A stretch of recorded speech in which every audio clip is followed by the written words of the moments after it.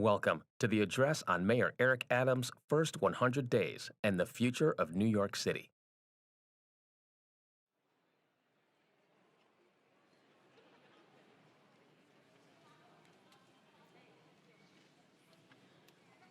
Performing the national anthem, please welcome Detective Makia Brown.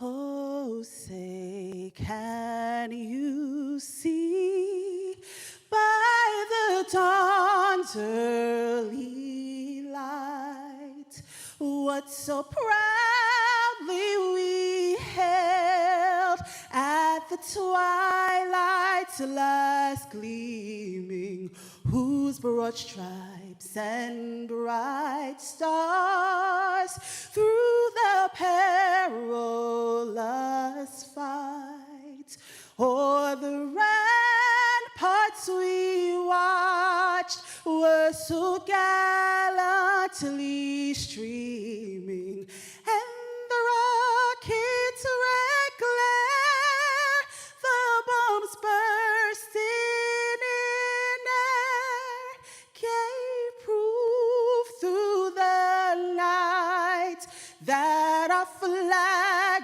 was still there. Oh, say does that star-spangled banner yet to wave for the land of the free and the home of the brave.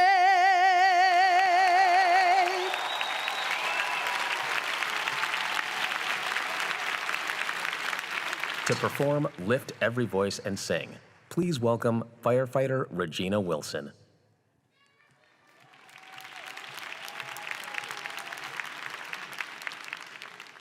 Lift every voice and sing till earth and heaven rings with the harmonies of liberty. Let our rejoicing rise high as the listening skies. Let it resound loud as the rolling seas.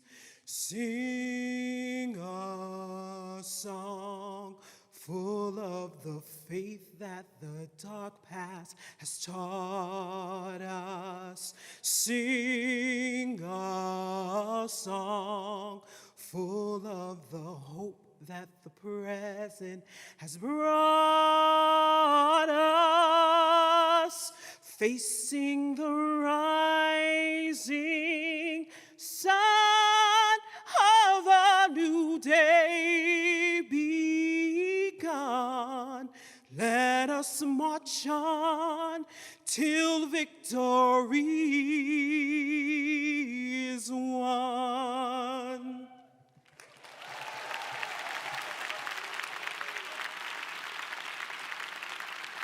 Please welcome Imam Hassan Akbar, Bishop Victor Brown, Rabbi Moshe Indig, Venerable Yuwang Shin, and Rabbi Rachel Timoner.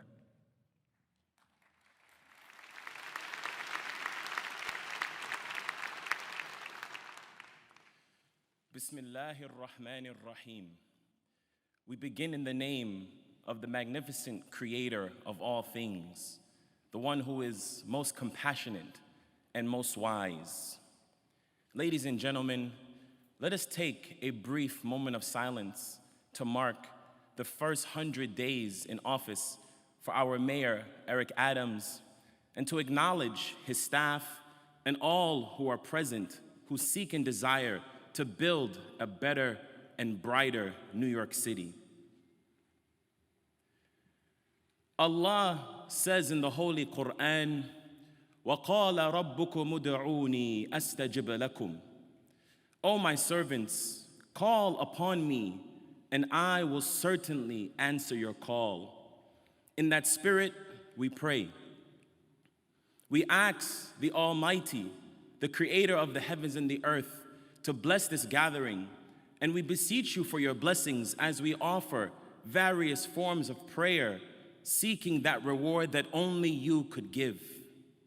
In your perfect words found in the Quran and the Torah, in the Gospel and in the Psalms, and in every divine book that you have sent, you have put forth a vision of that perfect world.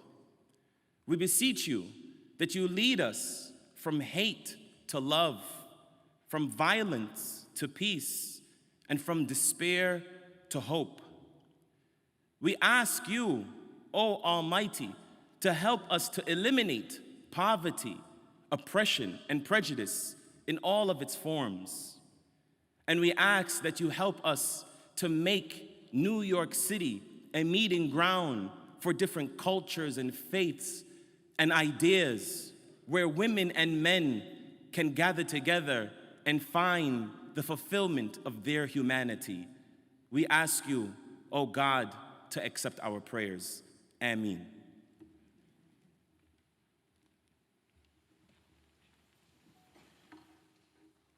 Let us pray.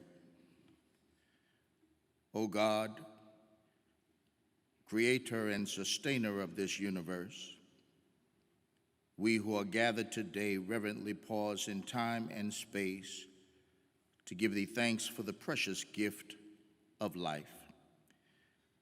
In the midst of these tumultuous times, times tainted by COVID, crime, and chaos, by your divine prerogative, you have prepared, sanctioned, anointed, elevated, and bestowed the governing mantle of this great city to my friend and brother, the Honorable Eric Adams. He comes to the task having embraced the urgency of this defining hour in the poignant words of Dr. Martin Luther King, who remarked, "Now is not the time to engage in the luxury of cooling off or to take the tranquilizing drug of gradualism. Continue to grant unto our mayor the wisdom of Solomon, the strength of Samson, the moral conviction of Amos, the patience and vigilance of Job, the audacious faith of Noah, the liberating power of Moses, the tenacity of Nehemiah, the visionary prowess of John, and the ubiquitous and unwavering love of Christ for all who comprise his city. And then God infuse us all with a cooperating spirit to partner with our mayor in making this the best and safest city in the nation. Bless our mayor and his administration. Bless the Empire State. Bless the people of Ukraine. And God bless America, we pray. Amen.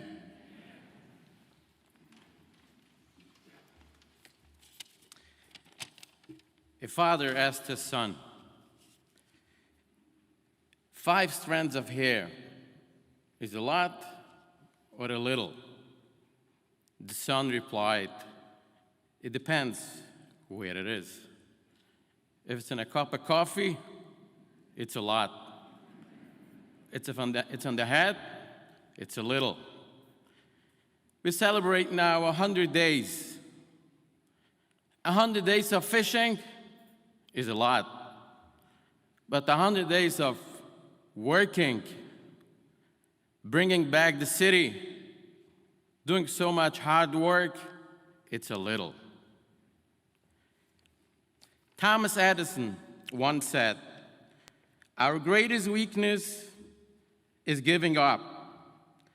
The most certain way to succeed is always to try again, and one more time.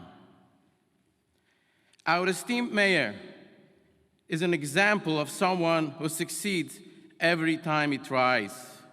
And the city of New York is the beneficiary of this great effort. With every move forward, we ask you, Mr. Mayor, please do it one more time. So let us pray. We ask you, God, to please bestow your blessings on the Honorable Mayor Eric Adams. Give him the conviction and fortitude to continue his great work, and may his leadership lead to a more secure and unified society. Please bless the city of New York with success, safety, and peace of mind. May we, dear Almighty God, all see your great hand of guidance with glory and love. Amen.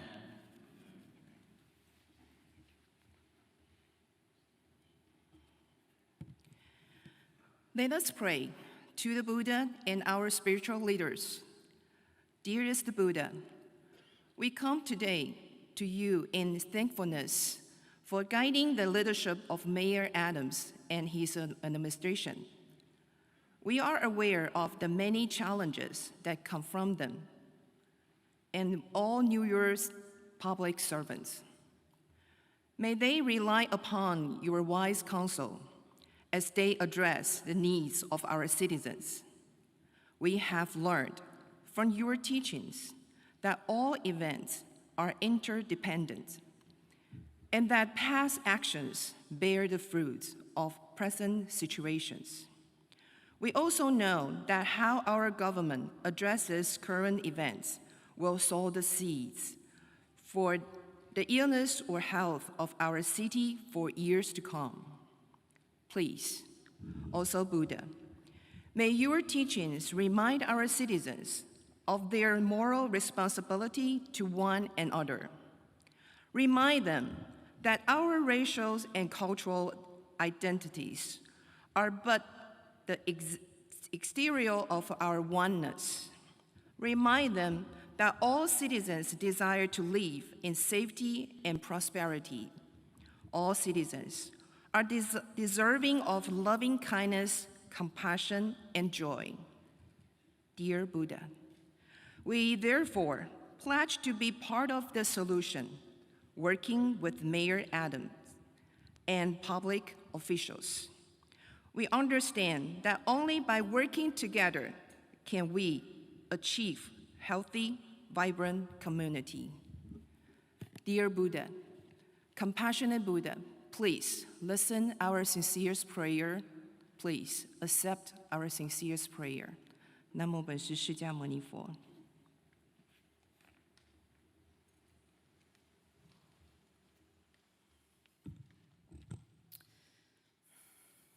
Dear God, Holy One of Blessing, you have created every New Yorker in your image without exception. That is why the inequality that we live with as if it was normal is an affront to you. Trying to fix it seems to us to be complicated because we must work in the realm of budgets and policies and competing interests. But we know that from your perspective, it is not complicated at all. We know that from your perspective, in a city with magnificent prosperity, of course, every child and every adult should have all they need to eat, plenty, and safe and secure and affordable housing, an education that uplifts them and inspires them and is integrated, and quality and abundant health care and mental health care, and dignified work that gives them enough to live, and freedom from behind bars and freedom from oppression and all forms of violence. Bless those of us who have enough with knowing that we have enough, and knowing that we will only be well when everyone has enough. Bless our mayor and every person elected and appointed to govern and represent our people.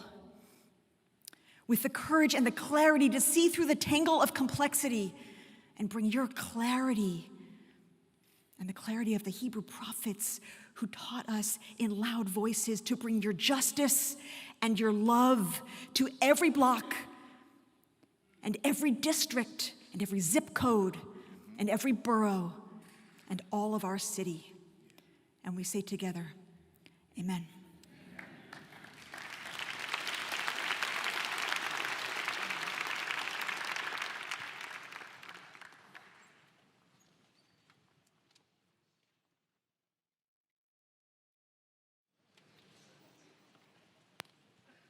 Tonight, we will swear in the 110th mayor of our great city. Mr. Mayor, would you please raise your right hand and repeat after me? I believe that in order to be a leader, you must be a servant leader. You don't stand for me, I stand for you. I'm elected to serve you, to reflect on the first 100 days and the mission. How are you going to change the life of the Eric Adams of today, who was dyslexic, that was arrested in high school, who had a mother that had to work 2 jobs, that lived on the verge of homelessness, that was uncertain about the future, that went to a school system that did not have all the supplies and the services that you needed? How do I change Eric Adams' trajectory that is not luck, but is opportunity? Sometimes you make plans, but God places you on another pathway.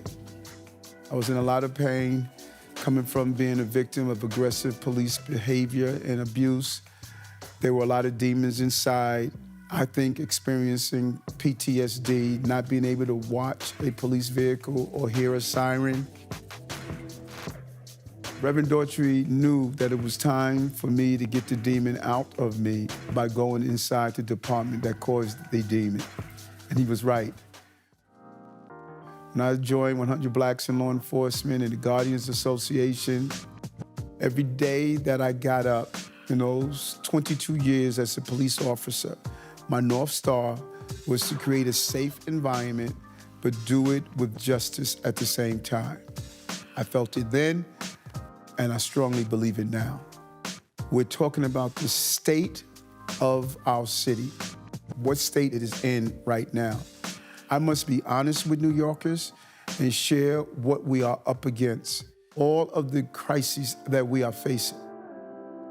We lost 2 young men to violence, watching the family of Officer Mora and Officer Rivera walk through the door and just hearing that common tone we've heard so often, please God, no. Please God, no. They started out my time as mayor with a recommittal to ending the senseless violence that we're seeing in our city.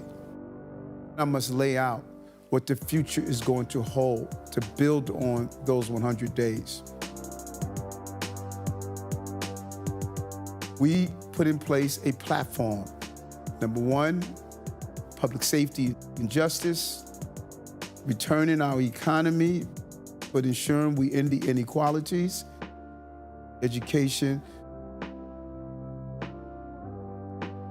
healthcare with COVID can be properly handled and managed. We try to keep it simple during this administration. There are 3 letters we live by, GSD. This is an administration that's going to get stuff done.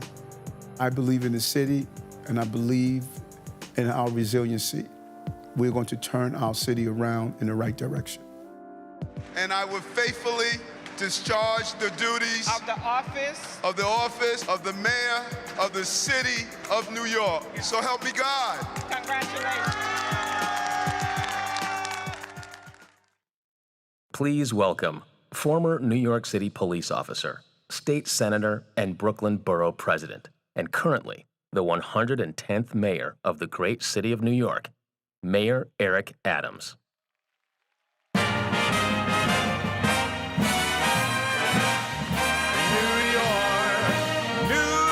York,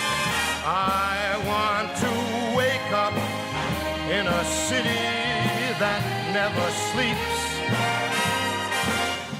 And find I'm a number one, top of the list, king of the hill, a number one. These little town blues are melting away. I'm gonna make a brand new start of it in old New York. I feel sorry for people that live in a small town and don't live in New York.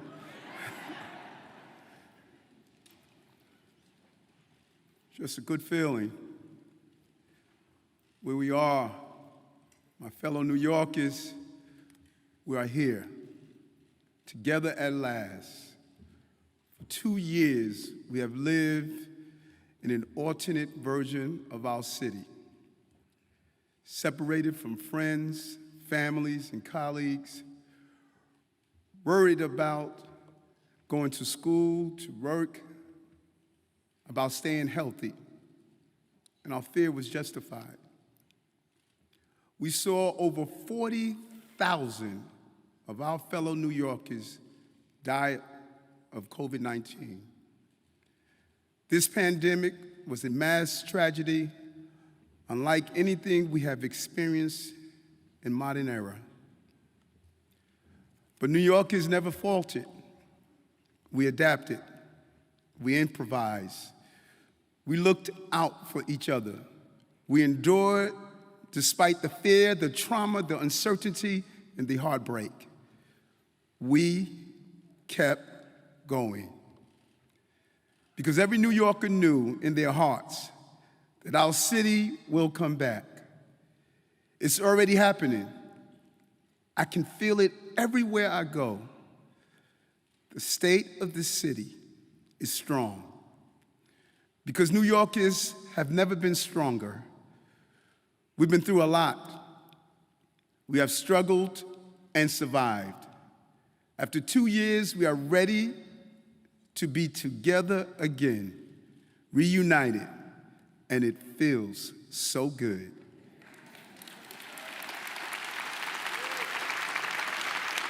We are still in a time of profound concern, and this city is prepared to keep New Yorkers safe and healthy, no matter what the future brings. And part of that is because of the partnership we have with our city council and my amazing friend, Adrienne Adams.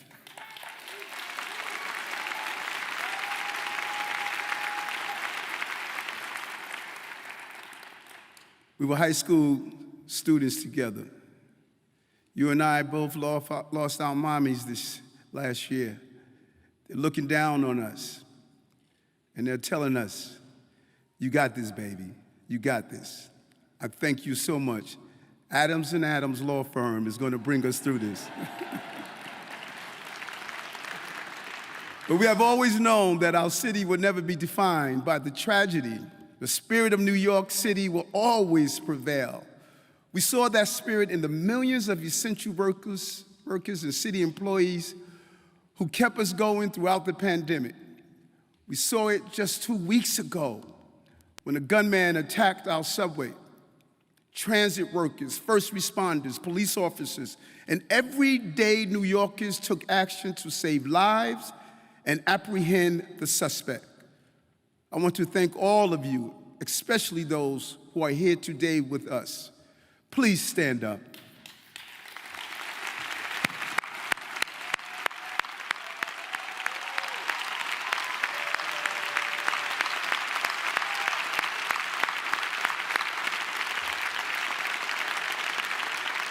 Your courage and compassion are what this city is all about.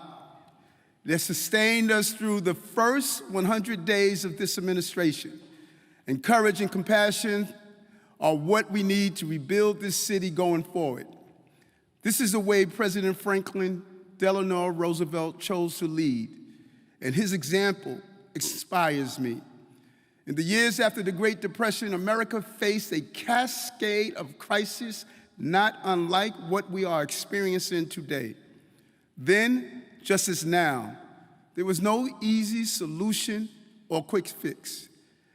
FDR, like ELA, understood that people needed an honest reckoning of the problems and bold plans to solve them. That is what I intend to deliver for my fellow New Yorkers. The truth is, these first 100 days were not easy for our city. We have been tried and tested by some of the most historic difficulties and urgent crises this city has ever gone through. The pandemic has hollowed out our economy and threatened people's livelihoods, stability, and mental health. Housing prices remain out of the reach of working people of this city. Too many of our brothers and sisters are living on the streets in need of support and shelter. People are still dying from gun violence. It breaks my heart over and over. It keeps me up night after night. New Yorkers have a right to be angry, a right to expect more, to feel safe, to be safe, to know that your city is looking out for you, your family, and those in need. That is why we went all in and will continue to say, we're getting stuff done during this first 100 days. Let's look at the numbers in the first 100 days. Listen to this, New Yorkers. People are asking what your police department is doing. We removed 2,300 illegal guns off our street. 23 illegal guns.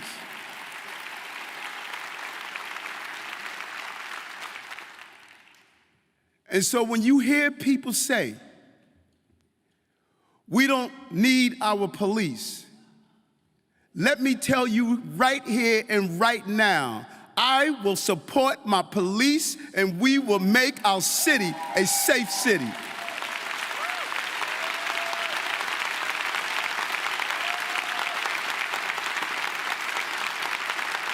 And there's a covenant. There's a covenant and commitment I'm giving to you. We will give the police the tools they deserve and they require. But my men and women that wear a blue uniform, we will not be abusive to the public that we swore to serve and protect. That is our obligation. That's the partnership. But we've done more than just dealt with the issues of crime. We've added more than 50,000 jobs in the first 3 months of this year, significantly outpacing the national average. The unemployment rate dropped to 6.5% in March, down from 7.4% in December 2021. Hotel rooms demand is now at 86% of pre-pandemic levels, up from 63% in January of this year. We have ensured that more than 97% of adults in New York City have at least one dose of COVID-19 vaccine. 97%. That's a number we should be proud of, and you should applaud yourselves for. We have seen a nearly 70% increase in school attendance and continuing low levels of COVID in our schools. People question my ability to keep the schools open, and I made it clear, my children will be in school where they need to be. We have added nearly 100,000 new beds for homeless New Yorkers, moved 2,500 families into shelters, and placed another 2,700 New Yorkers into subsidized housing. Let's be clear, New Yorkers, there is no dignity in sleeping on the streets. There is no dignity in sleeping on the streets. Our fellow brothers and sisters deserve better, and we're going to give them better. But this is only the start of our efforts to revitalize and rebuild this city. Now is the time to look to the future, To get there, we need a vision, one that we can all share in. My vision of our shared future is this: a city of safety and abundance with jobs, housing, and care for all. A city where our children can play, breathe, and thrive, where education embraces the whole child and supports our families. A city where we capitalize on the progress being made in new forms of energy, transit, and commerce. A city that empowers people to live their best possible lives with access to green space, healthy food, and preventive health care. A city that is inclusive, fair, and responsive to those who call it home. A city that inspires and welcomes all the world. This is the city New Yorkers want and deserve, and it is all possible if we work together. There are 4 main areas that we will focus on as we go forward: protecting our people, growing our economy, uplifting our youth, and building our infrastructure. Our new budget reflects those values and provides for them. This budget puts people, especially those who have often been left behind, front and center. Success won't be measured by how much we spend, but how much we accomplish. First, some good news. Despite the massive shocks to our system in the past 2 years, our city enters fiscal year 2023 on strong financial footing. This is the result of effective planning and fiscal responsibility. Earlier this year, we achieved a savings of almost $2 billion across 2 fiscal years through our successful program to eliminate the gap, your tax dollars. Since we released this preliminary budget in February, we have also seen an increase in revenues and found opportunities to roll federal funds into the next fiscal year. This will allow us to direct additional funding to programs that address our most urgent challenges. As a result, the executive budget we released today is $99.7 billion. Fiscal year 2022 and fiscal year 2023 remain balanced, and we have a manageable out-year gap. In our executive budget, we have achieved more than $400 million in savings over fiscal years 2022 and 2023. How do I tell you to manage your household when we're not managing your tax dollars in our city? We will do that, what we're asking you to do. We are adding $200 million to the Rainy Day Fund, bringing the total level of reserves to a new record of $6.3 billion in fiscal year 2023, the highest it has ever been. This successful management of our resources will allow us to increase investments in critical priorities, fund transformative new policies. Most importantly, it will allow us to devote resources to upstream solutions, not only downstream demands. We must engage in building strong civic infrastructure that support New Yorkers throughout their lives, not only in times of crisis. There is no doubt in my mind that New York City will make a full recovery and come back stronger and more resilient than before. But this is only possible if we continue to make public safety our top priority. Safety and justice are the prerequisite of prosperity. We cannot have a city where people are afraid to walk the streets, ride the subway, or send their children to school. In our first 100 days, crime and tragedy looked far too many times and took lives of innocent people. A deadly fire in the Bronx killed dozens of neighbors and broke the hearts of the Gambian community. I want to thank Borough President Vanessa Gibson for being on the ground and all of those Bronx electeds who were on the ground doing what needed to be done, responded in a real way. We knew what happened those days, and we knew how we responded accordingly. And on Sunday, we lost 2 more New Yorkers. Carlos Richards, a young man trapped in a burning building in Canarsie, one of our bravest firefighters. Timothy Klein, 6-year veteran of the fire department. They are mourned by this city and their families. And the fire department will never forget the sacrifice of firefighter Klein. We will never forget. The city will always stand with our first responders, the men and women who protect us, because keeping New Yorkers safe is essential to keeping our city going strong. There's still far too much violence in our communities. Black and brown lives remain at risk, and hate crimes continue to be directed at Asians, Muslims, Jewish, Sikh, and LGBTQ+ communities, and other New Yorkers.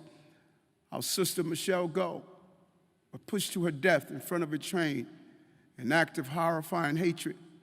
Remember embracing her mother and her dad, and just feeling the pain of losing such a promising life at such an innocent moment in her life. Dozen more of our neighbors have been killed by gun violence. Unhoused New Yorkers were shot while they were sleeping on the street. An inspiring rapper was executed in cold blood. A 19-year-old girl was killed as she worked the night shift in East Harlem. We saw a grandmother wounded, 6 bullets in a young girl, an 11-month-old baby shot in the head, and 2 of our police officers were shot dead responding to a call. Their names will echo in our hearts forever. Crystal, Jaquan, Cade, Sally, Angelia, detectives Wilbert Mora and Jason Rivera. The families and loved ones of many of these New Yorkers are here with us today. Please stand up and show them the appreciation we have for them.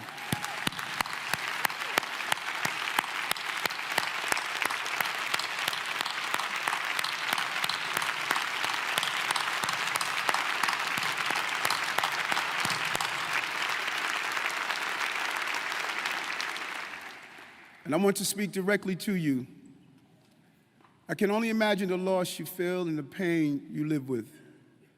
But I will not rest until we have addressed the conditions that led to that loss. We will do what is necessary to make all of our communities safe. You have my word as a former police officer, a fellow New Yorker, and as your mayor. This is why this budget includes funding for our blueprint to end gun violence, our plan to confront increased crime with strategic, focused, and realistic solutions. The plan ensures the NYPD is laser-focused on apprehending the small number of individuals responsible for the majority of gun trafficking and shootings in our city. And we are not going it alone. Together in partnership with President Biden, Governor Hochul, and law enforcement agencies at the local, state, and federal level, we are working to cut off the flow of illegal guns into our city and crack down on repeat offenders. We're also funding a subway safety plan designed to provide our city with a transit system that's safe, reliable, and clean. And yes, it is essential that we empower our police officers and focus on the downstream impacts of crime and disorder. But what often gets less attention are the upstream solutions. These investments we are making in our most vulnerable brothers and sisters will help keep them and our entire city safe. Because public safety is not just about police, it's about people. That is why this budget includes $55 million to expand the Be Heard program, which stands for Behavioral Health Emergency Assistance Response Division. There are teams of EMTs and mental health professionals that respond to 911 calls involving mental health issues. This is not my idea, this is your idea. You told me you needed this, and I heard you, and we put it in the budget and expanded it. Not every emergency call needs the police. Be Heard teams de-escalate tense situations and connect people in crises to the care they need. You know I did something right because Jomani stood up and applauded me.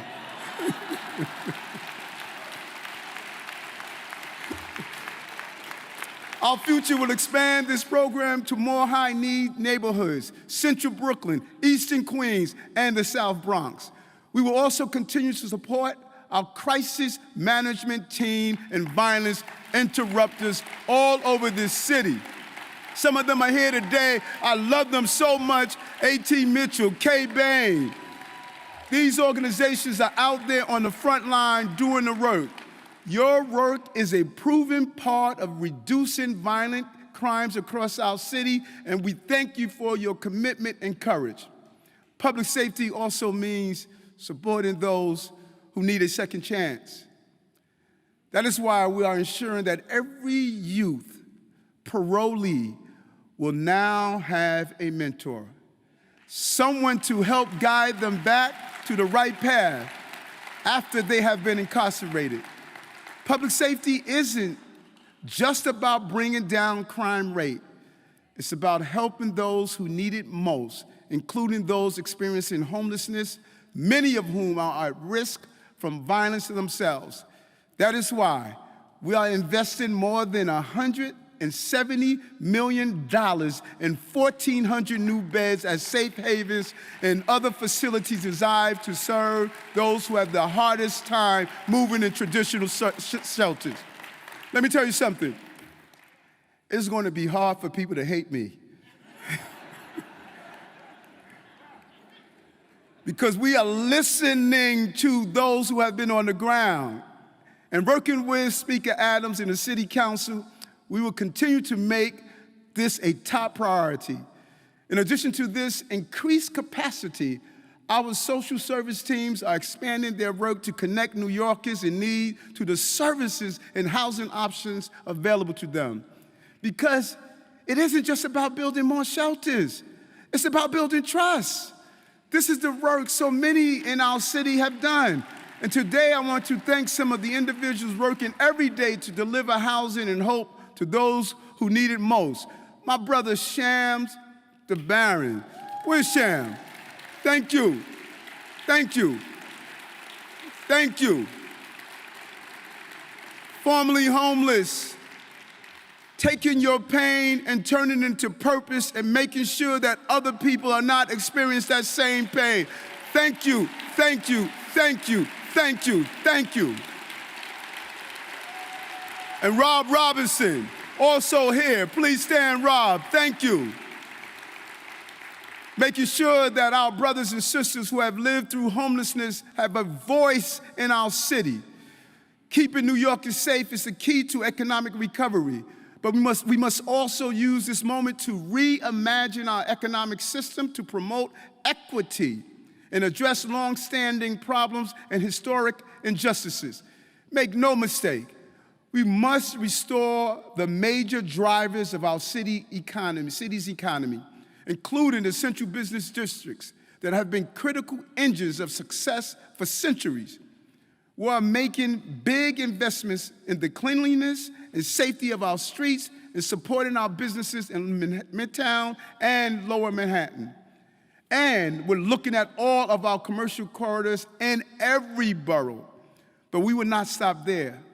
Our executive budget includes significant investments in jobs and opportunities across the city, including more than $140 million for major new capital investments in Hunts Point in the Bronx. Thank you, Councilman Salamanca, for bringing this to our attention and doing what's right.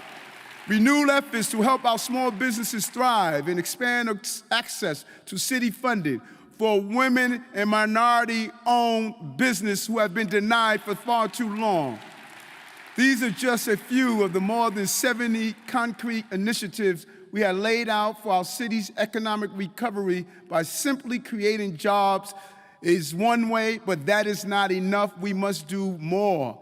Too often in the past, our city has not done enough to help young New Yorkers get the kind of jobs that would transform their futures. If we want to tackle high unemployment in communities of color, we must actively create opportunity. That means educating our youth for the jobs for the future and providing direct on-ramps to those jobs. That's why our executive budget includes $5 million in fiscal year 2023 to help the City University of New York train students for the most in-demand skills and connect them to good jobs at companies that are hiring. And to my corporations, support my 100% paid internship program so our children can have the opportunities that they desire.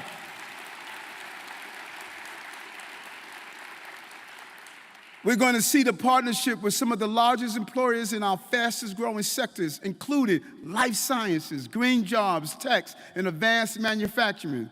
That is what we mean when we talk about upstream solution.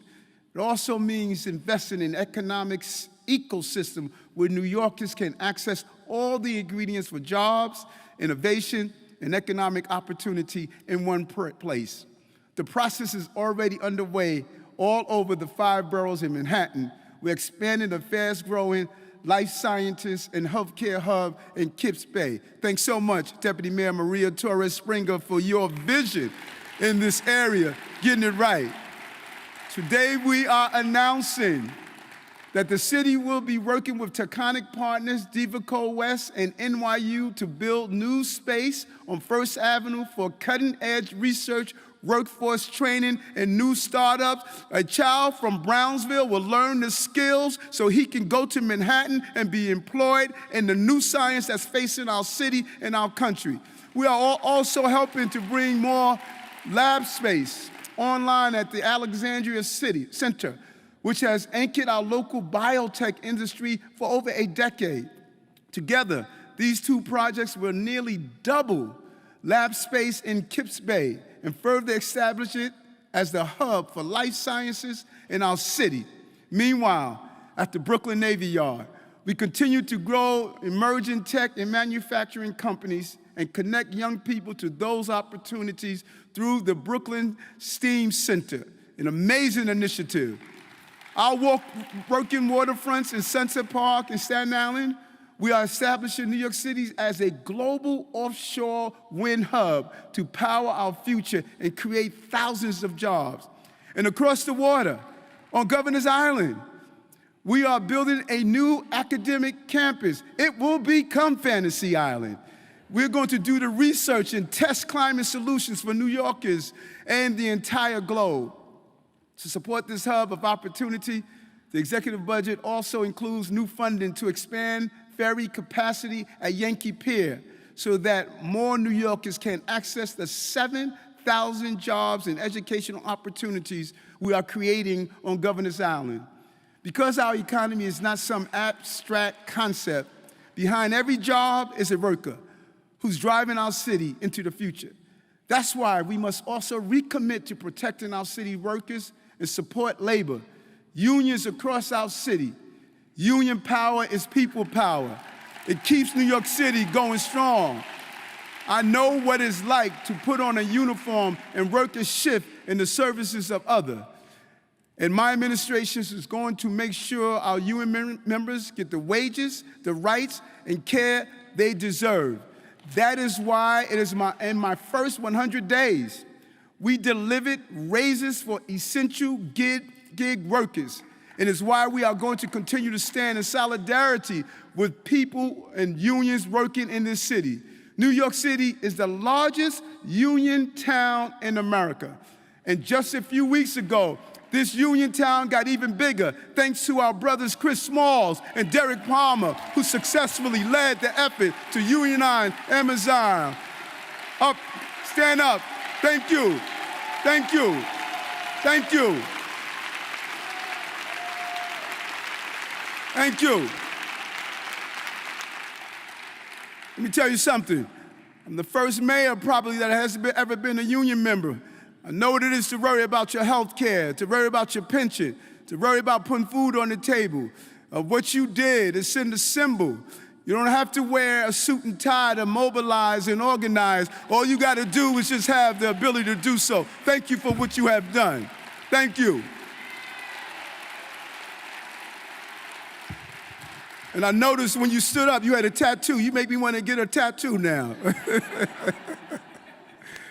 Now, there are some critics who promote the view that City Hall cannot serve both working people and the business community.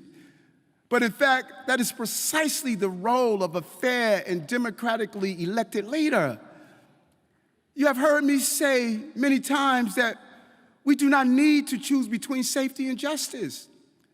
But we also do not need to choose between protecting workers' rights and supporting economic growth. This administration will seek to find a balance that works for the majority of New Yorkers and keep our economy strong. Rebuilding our economy is only one aspect of rebuilding our city for the future. We must also take care of young people and our families. That is why I campaigned on and what I promised when I was elected. My People's Plan advocated for greater expansion of the Earned Income Tax Credit and more support for affordable child care in our city. In the first 100 days, we have delivered on both those promises. Working in partnership with the governor, Majority Leader Stuart Cousin, and Speaker Hasty, and my colleagues in the state lawmakers in Albany, we are putting $350 million back in the pockets of working people through our expansion of the Earned Income Tax Credit.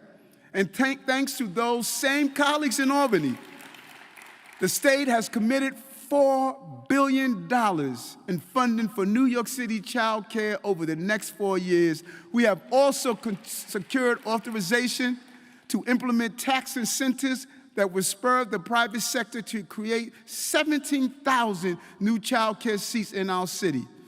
In the upcoming weeks, we'll be releasing our full plan for extending child care, but I want to share some of those details today. First, I want to announce the new rates will go into effect in June that will dramatically reduce the fees that eligible families currently pay for subsidized child care. Look at this, folks. Listen to this. A family earning $55,000 a year currently pays $55 a week for full-time subsidized care. Starting June 1st, that same family will pay just $10 per week.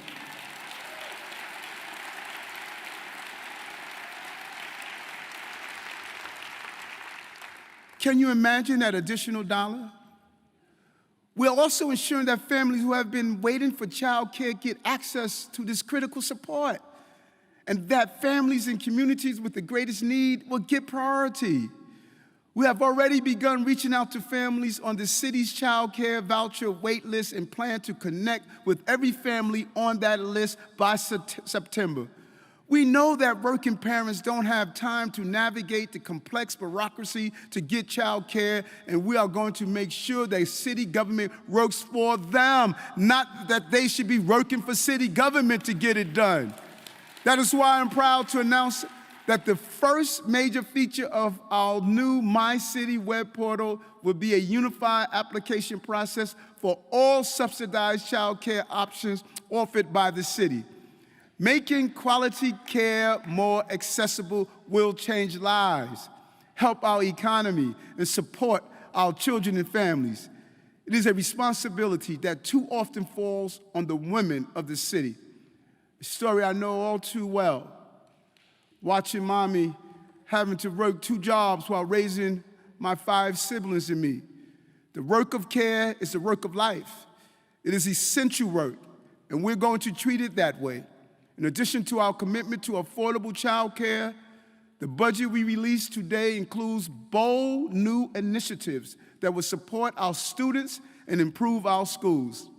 So proud to have Chancellor Banks as part of the team of what we're doing. Good friend, good colleague, and a good leader. While all New Yorkers were impacted by the pandemic, our children and students are still feeling the effects of 2 years of grief, trauma, and learning loss.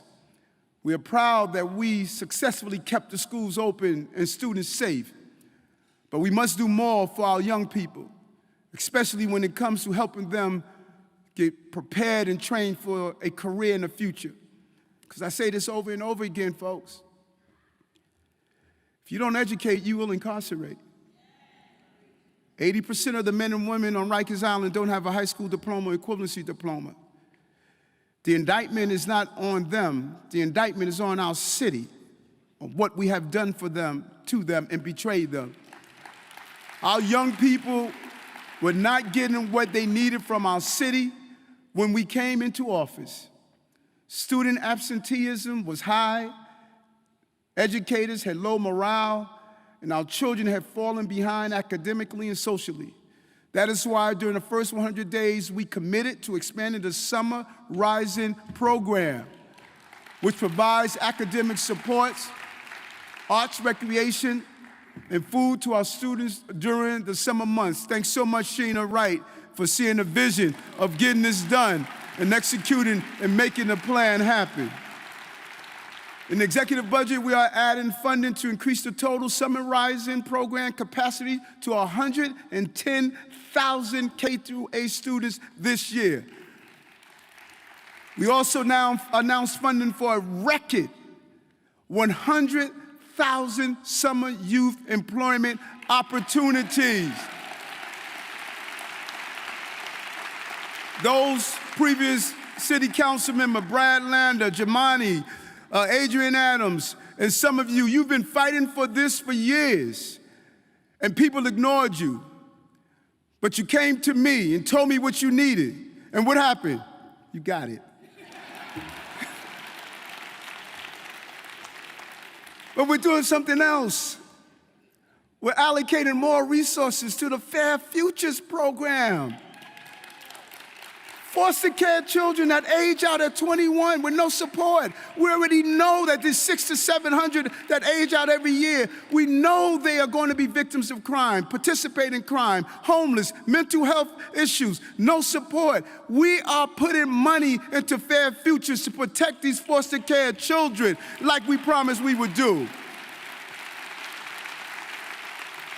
And we are expanding our gifted and talented program to reach every district. Phil Banks heard it, and David Banks. David Banks heard it, our chancellor, and he responded.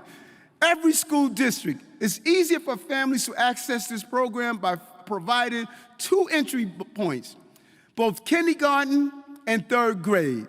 This is how we raise the bar and deliver opportunities for students in all 5 boroughs. The budget we released today also includes more resources for our young people who are most in need. I know from my own life the challenges that a learning disability creates for a child and how they can be overcome with early diagnosis and the right support.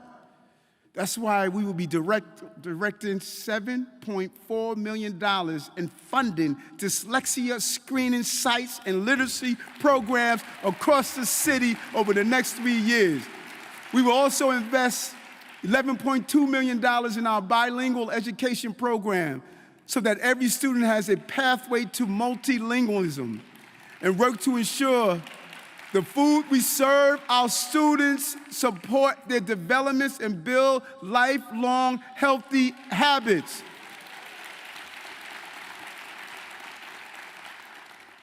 Listen, Chicken McNuggets is not a nutritional meal. Now we want to prepare students for college, but we also know that there are many paths to a good job and bright future for our youth. Many of our young people are ready to join the workforce sooner rather than later, and our education system should serve them too. 4 years of college may be the right choice for some, but we must invest in a full and fair range of career training for our youth and actively connect them with jobs and other opportunities upon graduation. Starting this next school year, we will invest $33 million in career pathway programs that focus on high-growth sectors like healthcare and technology. We will expand these models citywide in subsequent years. Google, Facebook, startups. You want good talent, go into the communities that have been often denied and recruit them and give them the internship programs and let them be part of your expansion in our cities. We will expand apprenticeships and support university career readiness and increase the number of high school students getting early college credit. New York City students should be able to succeed no matter what path they choose to take. And this administration is committed to changing the way we think about education and preparing all young people for success. By the way, none of this is possible without the continuing support of mayoral accountability. You have a public school mayor that happens to be African American. You have a public school chancellor that happens to be African American. Grew up in the city. If mayoral accountability was given to folks that were Red Sox fans, you darn sure could give it to people who are Yankees and Mets fans. Give us mayoral accountability. So we're working with our partners in Albany as they look over to determine, to make sure this is done right. Our state lawmakers, we will continue to reach out and find out how do we continue to give parents input, what the chancellor is doing correctly now. And finally, we must lay the foundation for the future of this city itself. Too often in the past, we saw physical changes to our city that did not benefit all of our communities. And we must continue to create safer streets and reduce deaths from traffic violence. That is why my administration would take a new approach and invest in infrastructure for the people. We have used this first 100 days to build a safer, more accessible, sustainable city, including starting work to improve 1,000 intersections to increase safety with better traffic signals and raised crosswalks. Working to complete physical barriers along 20 miles of established bike lanes. Committing $75 million to expand the Fair Fares discounted MTA rides for programs and make it permanent, not each year trying to figure it out. Thanks to our speaker, this is something we're going to make permanent. Breaking ground in over 100 Porous Park projects across the 5 boroughs and completing a $50 million sewage and water main overhaul in Southeast Queens to protect homes and streets from chronic flooding. Far too long, we've allowed our critical infrastructure to fall in disrepair, creating crisis after crisis. We must be planning ahead and investing in a city that works for all New Yorkers. That is why this budget includes more than $900 million in creating safer, greener, cleaner streets across the city.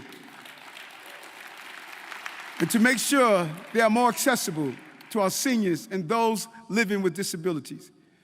We will build more bus lanes to facilitate faster commuting, complete with countdown clocks so you don't have to guess when the bus is coming. The next one, we'd also be piloting new approaches to last mile deliveries to help reduce the number of trucks and vans holding up traffic and blocking our sidewalks. We will also continue to make historic investments in our city's parks and open spaces by adding nearly $500 million in capital funding for our park system, a significant down payment towards our ultimate commitment of 1% for parks. Our parks are our crown jewels of our city, and New Yorkers all across the 5 boroughs rely on them for rest, recreation, and exercise.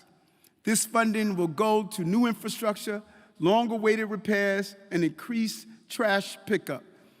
We'll be able to refurbish our greenways, improve public pools, and extend hours at our recreation centers.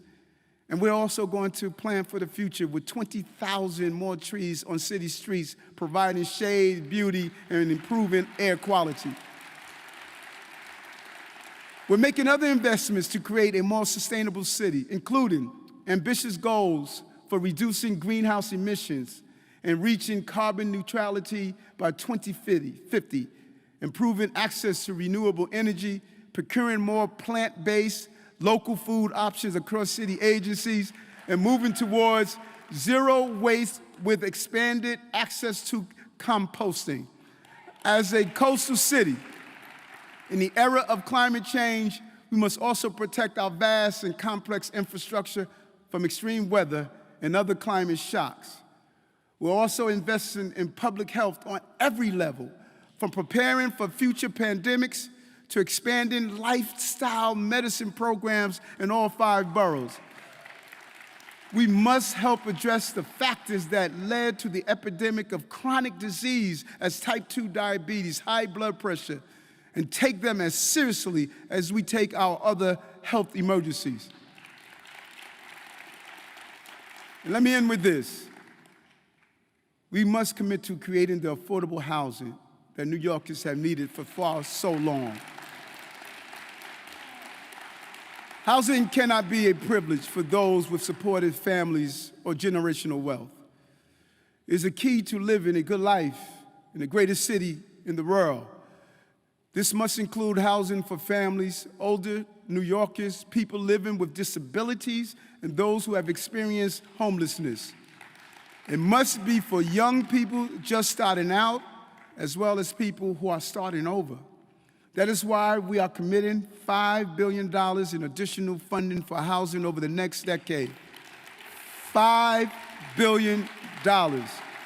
This is the biggest housing investment in generations, and it will impact many generations to come. This money will help make critical repairs at NYCHA, subsidize those who need help staying in their existing homes, and build more deeply affordable housing for the entire city. Thank you, Jessica Cass, my Chief Housing Officer, for having a real vision. In the upcoming weeks, we'll be releasing a detailed blueprint for housing and homelessness based on the input of our city top experts and everyday New Yorkers. And my administration is going to do everything we can to take this dream of equality and turn it into reality. That is getting stuff done on a historic level. And these efforts are just the beginning.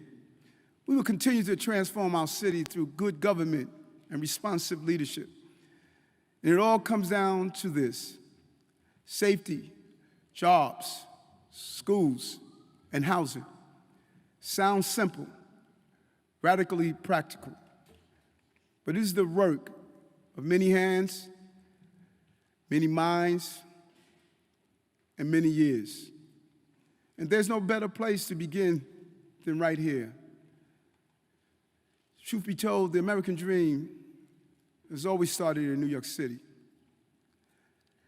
And this is no exception.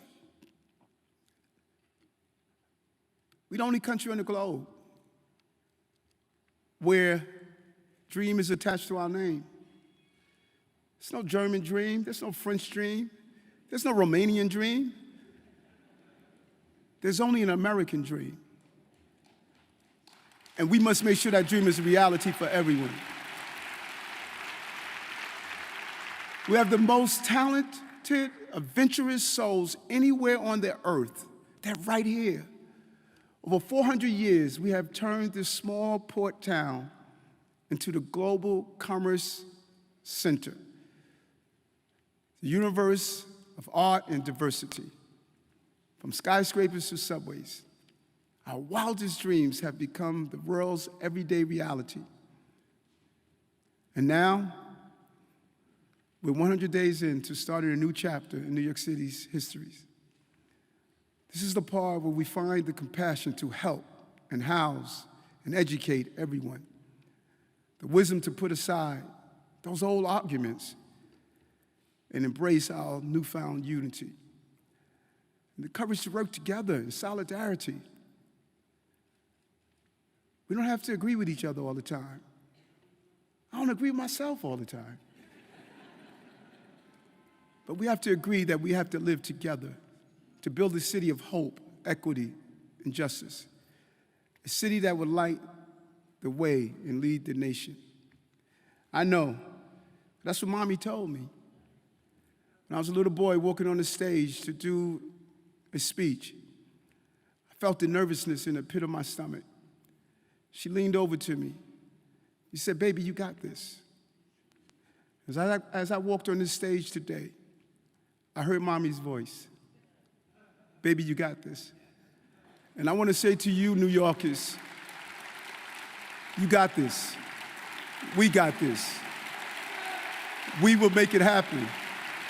There are only two types of Americans: those who live in New York and those who wish they could. You got this.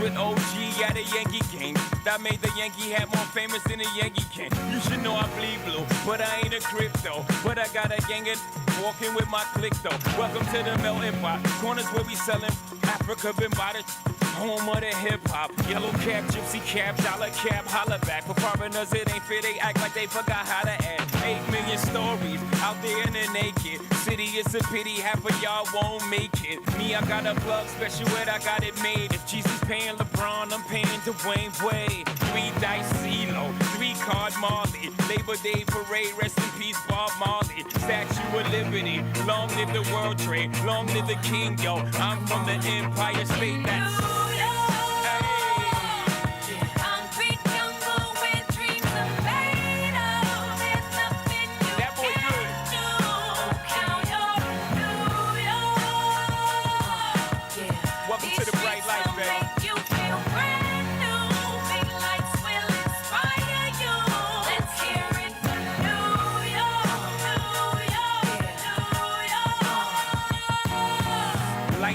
blinding. Girls